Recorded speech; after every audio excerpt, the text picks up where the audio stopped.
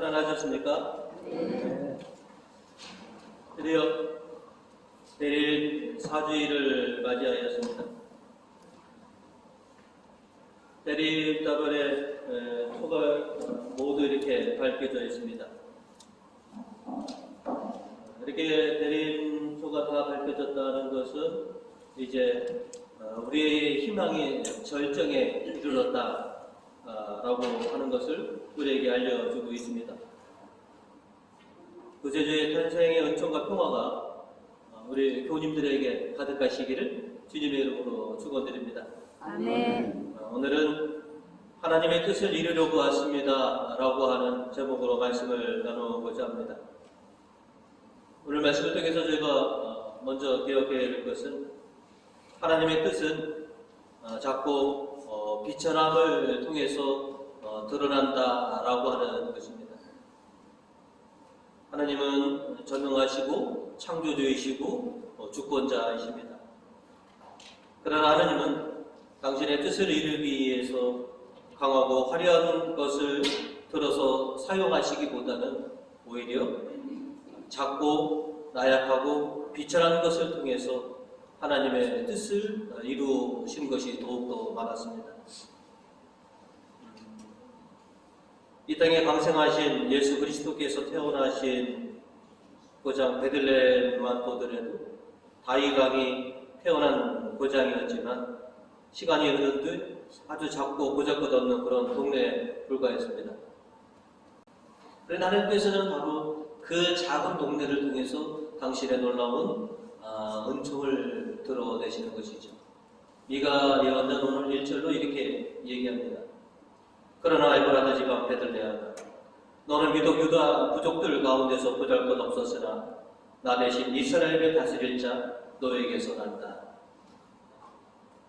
미가 예언자는 가장 보잘것없는 동네 베들레헴에서 하나님의 뜻을 이루시고자 이 땅에 각생하신 예수 그리스도께서 태어나신, 그래서 너는 그 이후로 가장 위대한, 가장 칭송받는 그런 고장이 될 것이다 라고 하는 것을 우리에게 전해주고 있습니다. 또 구세주를 잉태하신 마리아 또한 참 작고 비천한 존재였습니다. 나자렛에 사는 처녀 마리아, 귀족도 아니었고 명문가 집안의 그런 자녀도 아니었습니다. 그저 작은 동네에 한 처녀를 택하셔서 그에게서 구세주께서 이 땅에 강생하시는 놀라운 하나님의 뜻을 드러내셨습니다.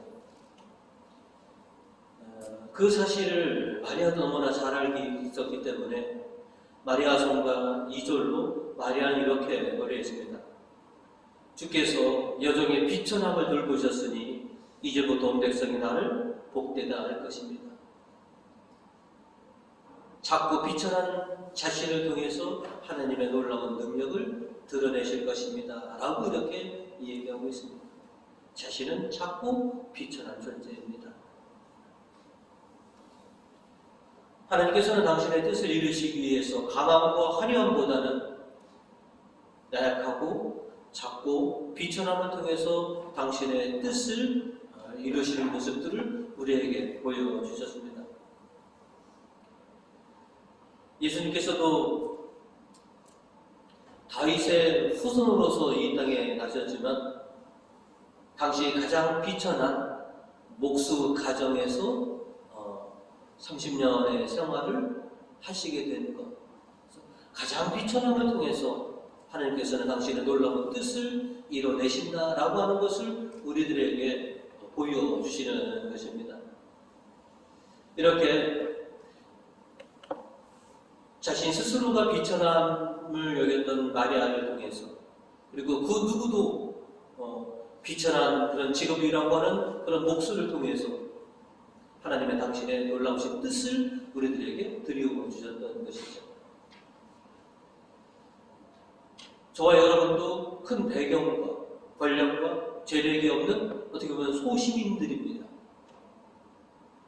하지만 하나님께서는 저와 여러분을 택하셔서 이 땅에 당신의 뜻을 드러내시도록 그렇게 저희들을 택해 주셨습니다.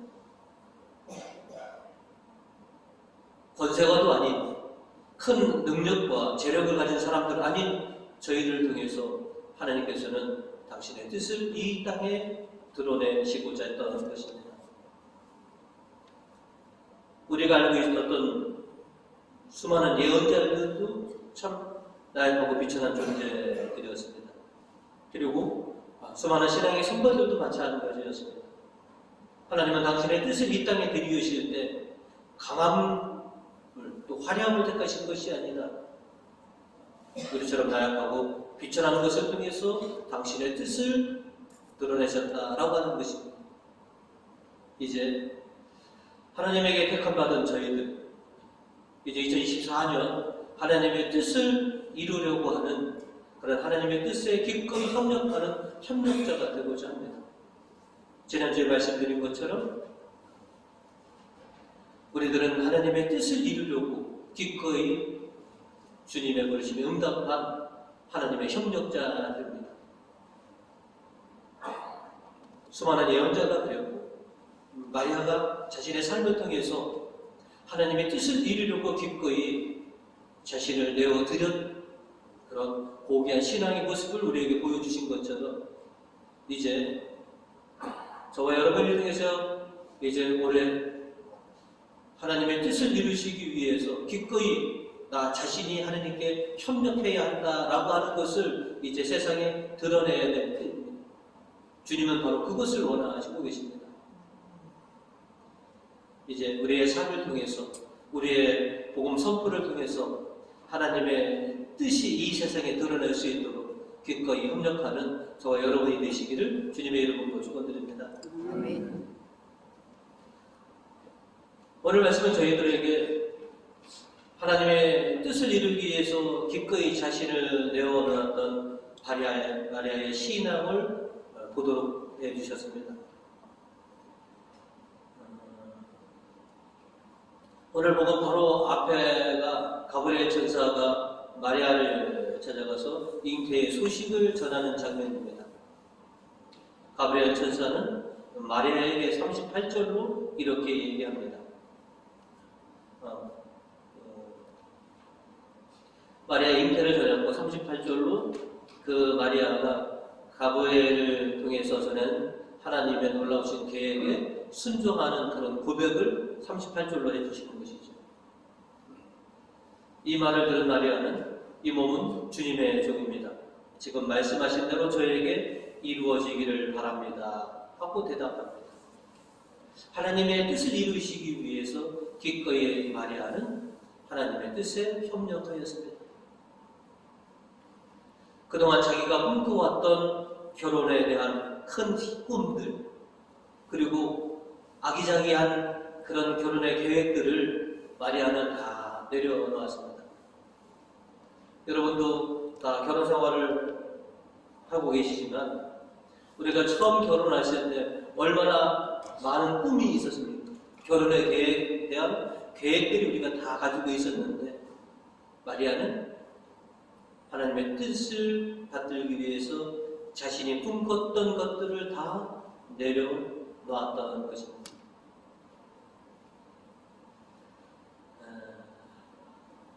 하나님의 뜻을 이루시기 위해서 기꺼이 순종을 하였지만 나약한 여인이기에 두려움과 또한 걱정이 당연히 밀려올 수밖에 없었습니다.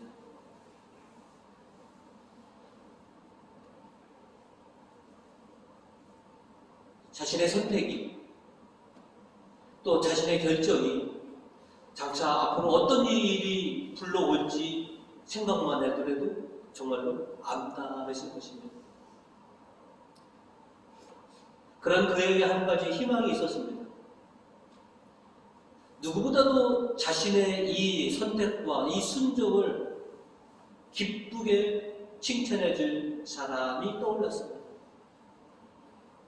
그것은 가브리엘 천사를 통해서 들은 사촌 언니 엘리사벳입니다. 네.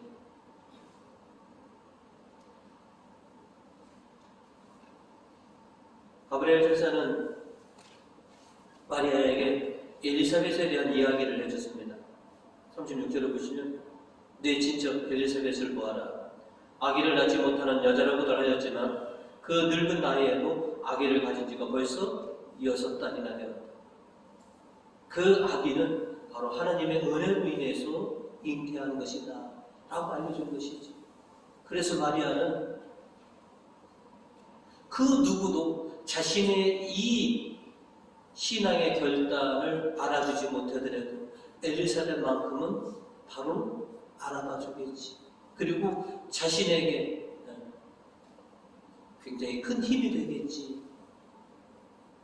그래서 바로 잉태 소식을 듣고 바로 그 며칠 후로 길을 떠납니다. 엘리사벳의 노래를 보면 성령으로 이미 마리아의 태중에는 예수님께서 잉태하셨다라고 하는 것이죠. 그러면 이제 불과 며칠 되지 않은 것이죠. 여러분, 임산부가 가장 조심해야 될 시기가 언제입니까? 임신 초기와 임신 말기입니다. 그죠?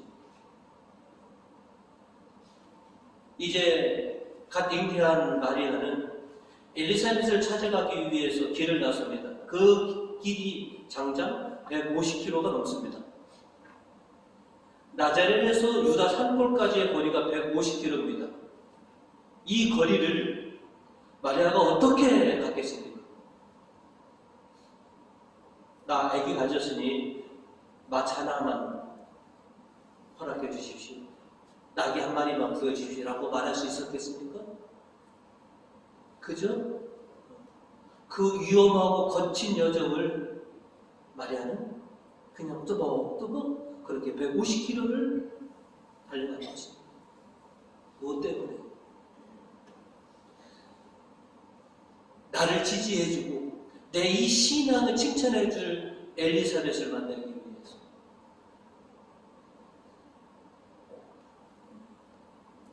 이종은 주님의 종입니다. 당신 말씀대로 그대로 이루어지기를 원합니다 라고 이렇게 하나님의 뜻에 기꺼이 협력했지만 수많은 두려움과 걱정 속에서 마리아는 지낼 수밖에 없었습니다. 요셉과 세상이 이 사실을 알았을 때 어떻게 처신해 줄까? 자신과 태중에 있는 아기가 앞으로 어떻게 될까? 어떤 일을 겪어야 될까? 그저 두렵고 불안하고 떨리는 그 마음을 안고 엘리사벳을 찾아갔습니다. 마리아 성가 4절을 보시면 마리아는 이렇게 노래했습니다. 주님을 두려워하는 이들에게는 대대로 구원의 자비를 베푸십니다. 주님의 뜻이 있기에 저는 항상 하나님을 경외했기에 두려운 마음으로 하나님의 뜻을 받들었으나 제 마음이 너무너무 불안하고 떨립니다.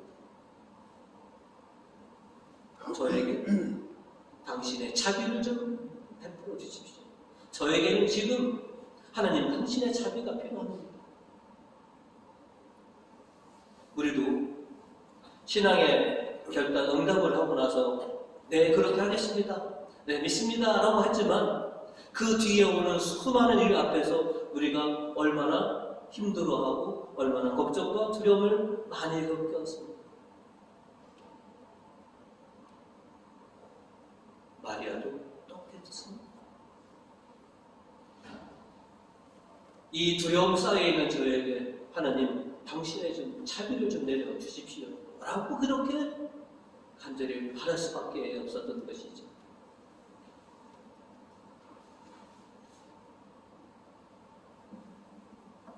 마리아 성가 9절로 마리아는 끝으로 이렇게 노래합니다.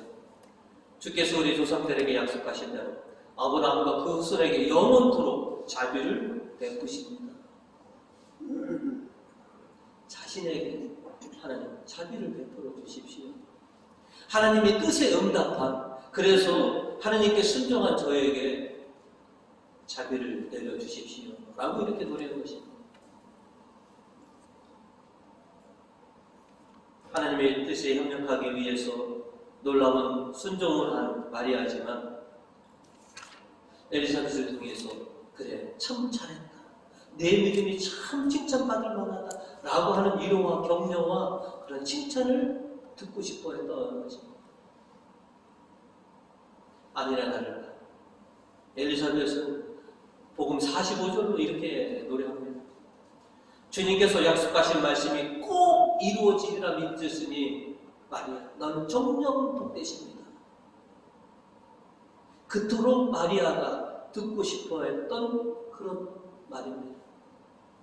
너 왜 이런 결정을 해서 너 어떻게 하려고 그래? 수많은 사람들은 그렇게 얘기하더라도 엘리사벳만 그래 네가 주님의 말씀을 꼭 이루어지리라 믿었으니 너는 청령 복될 것이다. 바로 이 말을 듣고자 했던 것이죠. 그래서 그 150km를 달려간 것입니다.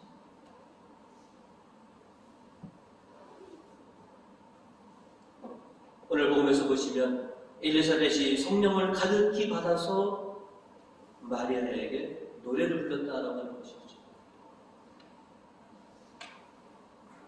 성령을 가득히 받아서 성령으로 잉태된 마리아와 예수 그리스도를 이미 보게 되는 것이죠.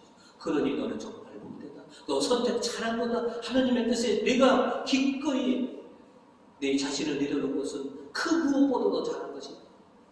네가 가장 복된 사람이다. 그리고 내 태중의 아기도 복되실 것이다. 하나님께서는 당신의 뜻을 이루시기 위해서 우리에게 완전한 신앙을 요구하십니다. 모든 것을 다 내려놓고 모든 것을 다 헌신하는 그런 신앙을 바라십니다.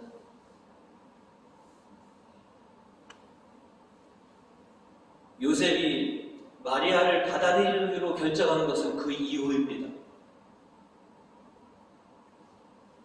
지금은 요셉이 어떤 마음을 품고 있었느냐? 파혼을 생각하고 있었던 시절입니다. 자신과 아기는 어떻게 될 것인가? 라고 하는 엄청난 불안 속에서도 하나님께서 원하시는 대로 마리아는 그렇게 하나님의 뜻을 이루시기 위해서 기꺼이 협력을 하는 것입니다. 이제 그 하나님의 뜻을 이루어지려고 이제 우리들에게 물으십니다. 너는 내 뜻을 이루기 위해서 나를 위해서 얼마만큼 내 자신을 내려놓을 수 있느냐라고 합니다.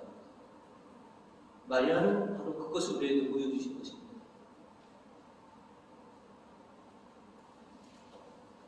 우리가 정말로 힘들고 선택하기 어려운 것들, 그거를 요청하시기도 합니다.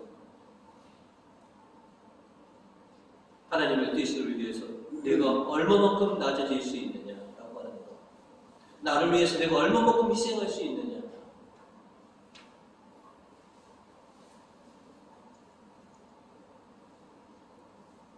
마리아께서 우리에게 보여주신 것은 참 놀랐습니다. 하나님의 말씀이 꼭 이루어지리라 믿었던 하나님의 약속은 반드시 성취된다라고 하는 그런 믿음이 있었기 때문에 그렇게 순종하신 겁니다. 저와 여러분도 하나님 말씀에 대한 그런 믿음이 있습니다. 하나님의 말씀은 반드시 이루어진다라고 하는 그런 믿음이 있고요. 하나님께서 우리에게 해주신 약속은 반드시 이루어진다라고 하는 믿음이 우리에게 있습니다. 이 말씀과 이 약속을 붙들고 우리는 기꺼이 하나님께서 원하시는 하나님의 뜻에 협력하고자 합니다. 비록 마리아처럼 우리가 할 수 없더라도 주님, 당신께서 원하신다면 당신의 뜻이라면 제가 기꺼이 따르겠습니다 라고 하는 것을 오늘 우리에게 해두고자 하십니다. 아니 우리 여태껏 그렇게 신앙생활을 해왔습니다. 주님, 제 바람과 제 뜻이 아니라 하나님의 뜻을 이루며 살아가고자 합니다. 그것이 우리의 신앙이었습니다. 신앙생활 쉽지 않습니다. 미신자들이 복음을 전하고 그러잖아요. 교회 다니면 어렵잖아, 힘들잖아. 그들이 잘 아는 겁니다. 결코 쉽지 않습니다. 그러나 그렇게 힘들고 어려운 수많은 일을 통해서 우리는 하나님의 뜻을 이루어낼 수 있습니다. 수많은 세상의 선배들이 그래왔고 마리아께서 자신을 다 내려놓고 하나님의 뜻에 따라 그렇게 선택하신 것처럼 이제 저와 여러분 마리아께서 우리에게 보여주신 것처럼 하나님의 뜻을 이루기 위해서 기꺼이 하나님의 뜻에 협력하시는 그런 복되신 우리 교우님 되시기를 주님의 이름으로 축원드립니다. 끝으로 하나님의 뜻을 이루시기 위해서 이 땅에 강생하신 예수 그리스도를 우리가 기억합니다. 오늘 히브리 저자는 왜 예수님께서 이 땅에 강생하셨는지, 그리고 예수님께서는 하나님께서 다 당신에게 원하시는 것이 무엇인지를 분명히 아셨다고 우리에게 전해주고 있습니다. 오늘 이 독서 7절과 9절은 예수님께서 이렇게 말씀하셨다라고 하는 그런 말씀입니다. 먼저 7절을 보시면, 그래서 제가 말했습니다. 하나님, 저는 성서에 기록된 대로 당신의 뜻을 이루려고 왔습니다.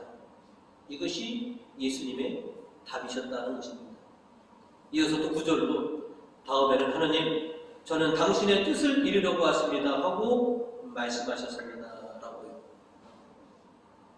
예수님께서 이 땅에 강생하시는 것, 바로 아버지의 뜻을 이루려고 오셨다라고 하는 것을 아시고 계셨다는 것이죠. 그런데 그 아버지의 뜻이 무엇이었느냐, 하느님께서 예수님에게 무엇을 원하셨느냐, 5절로 이렇게 대답하십니다. 그래서 그리스도께서 세상에 오셨을 때 하나님께 이렇게 말씀하셨습니다. 당신은 율법의 희생제물과 봉헌물을 원하시지 않았습니다. 그래서 저를 참 제물로 받으시려고 인간이 되게 하셨습니다. 저를 인간으로 이 땅에 내신 것은 저 십자가상에서 당신을 위한 참 제물로 바쳐지기 위해서 이 땅에 저를 내셨습니다 라고 주님께서는 말씀하셨다는 겁니다. 그래서 예수님은 하나님의 뜻을 이루시기 위해서 저 십자가에서 당신 자신을 참 제물로 바치셨다라고 하는 것이죠. 우리도 잘 압니다. 예수님께서 잡히시기 전에 올리브산에서 어떻게 기도하셨는가? 피땀을 흘리시면서 기도하셨다라고 했습니다. 참 제물로 바쳐진다는 것이 얼마만큼 힘든 일인지 예수님 당신은 아셨지만, 그래도 아버지의 뜻을 이루시려고 참 제물로 당신이 기꺼이 바쳐지셨다라고 하는 것이죠.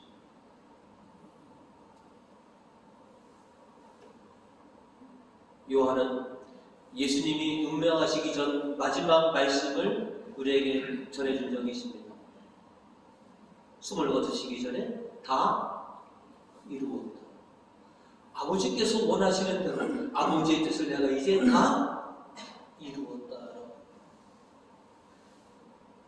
그래서 당신께서 참 제물로 바쳐짐으로 인해서 우리를 근본적으로 변화시켜 주셨습니다. 죄와 죽음으로 그렇게 놓여있는 우리들에게 진정한 신분의 변화를 가져다 주신 것이죠. 이 독서 10절은 우리에게 이렇게 전하고 있습니다. 예수 그리스도께서는 하나님의 뜻을 따라 단 한 번 몸을 바치셨고 그 때문에 우리는 거룩한 사람이 되었습니다.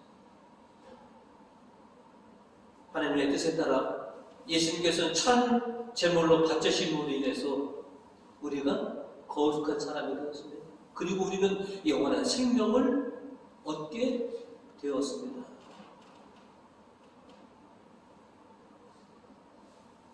당신이 이 땅에 강생하셨을 때부터 당신은 뭘 해야 되는지 아시고 계셨다는 것이죠. 아버지의 뜻이 무엇인지, 왜 아버지께서 하늘에 계시는 당신을 이 땅에 왜 내셨는지, 인류의 죄를 위해서, 구원을 위해서, 생명을 주시기 위해서 내가 희생되어야 된다. 참 제물이 되어야 된다. 그걸 아셨고 그렇게 사셨고 그 모든 것을 이루고 내셨습니다.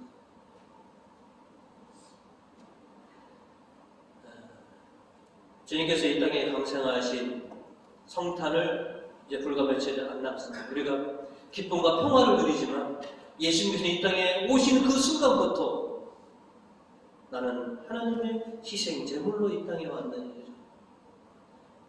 아버지께서 당신에게 원하시는 것은 우리를 구원하시기 위해서 당신이 저 십자가에서 희생되셔야 된다. 그것이 하나님의 뜻이었다라는 것을 아셨고 이루어내셨습니다. 우리도 하나님께서 우리를 통해서 뭘 원하시는지 압니다. 그리고 우리도 그 하나님의 뜻을 위해서 기꺼이 순종하면서 희생해 왔습니다. 그리고 언젠가는 이 모든 것이 다 그렇게 이루어지기를 저희 소망합니다.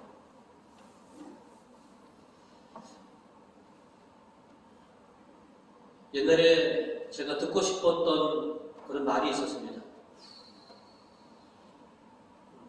지금은 저를 그냥 신부님이라고 부르지만 저는 때로는 이렇게 불리기를 바랍니다. 너는 예수쟁이야 라고 하는 말. 너는 예수쟁이야 라고 하는 말. 지금은 그런 말 잘 못 듣습니다. 우리가 누군가로부터 넌 예수쟁이야 라고 하는 말을 들은다면 제가 지금 잘 살고 있다는 얘기일 것입니다. 하나님의 뜻대로 살아가고 있다라고 하는 말일 것입니다. 엘리사벳이 마리아를 통해서 정녕 복되십니다 라고 하는 이런 놀라운 말씀을 해준 것처럼 우리도 언젠가 누군가를 통해서 참 너는 참 신자야, 너는 어쩔 수 없는 신자야 라고 하는 말을 우리가 좀 들었으면 합니다. 또 들을 날이 있을 거라고 저는 믿습니다. 때로는 가족을 통해서, 때로는 이웃을 통해서 너는 참 신자다, 너는 참 크리스찬이다 라고 하는 것이 우리의 칭찬일 것입니다. 그 말을 들으려면 쉽지는 않습니다. 가장 복되신 마리아, 그죠? 당신께서 이 지상에 사셨을 때 가장 큰 고통과 어려움과 힘듦 속에서 사셨습니다. 그죠? 목수의 아내로서 여러 자식들을 그렇게 보살피는 것, 그죠? 굉장히 어려운 삶입니다. 경제적으로 여유가 있거나 편안한 삶을 단 한순간도 살아보지 못하신 분입니다. 그리고 끝나는 당신의 아드님을 당신 품으로 받았던 그 여인, 지상의 눈으로 보면 가장 비참했지만 하나님 시각으로는 가장 복되신 분입니다. 우리도 세상의 눈으로는 참 그렇게 내세울 것도 없고 참 큰 복을 못 누리는 그런 삶처럼 보이지만 하느님 눈에는 당신의 뜻을 이루면서 살아가는 우리들이 참 너야말로 내 사랑하는 아들과 딸이다 라고 하는 그런 칭찬과 너는 참 복될 것이다 라고 하는 그런 칭찬의 말씀을 우리가 들을 수 있을 거라는 것이죠. 예수님께서는 당신이 아버지의 뜻을 이루려고 왔습니다 라고 말씀하신 것처럼 우리도 우리가 왜 살아가느냐, 하나님의 뜻을 이루려고 살아갑니다 라고 이렇게 기꺼이 대답할 수 있는 그런 신앙의 사람들이 되었으면 합니다. 주님께서는 우리에게 마리아처럼 완벽한 신앙을 요구하고 계십니다. 당신을 위해서 기꺼이 헌신하는 그런 신앙의 모습들을 보고자 하십니다. 힘들고 어렵겠지만 주님께서 도와주실 거라는 것을 믿고 또 주님의 말씀과 약속을 믿고 하나님의 뜻을 위해서 기꺼이 하나님께 협력해 드리시는 우리 부모님 되시기를 주님의 이름으로 축원드립니다.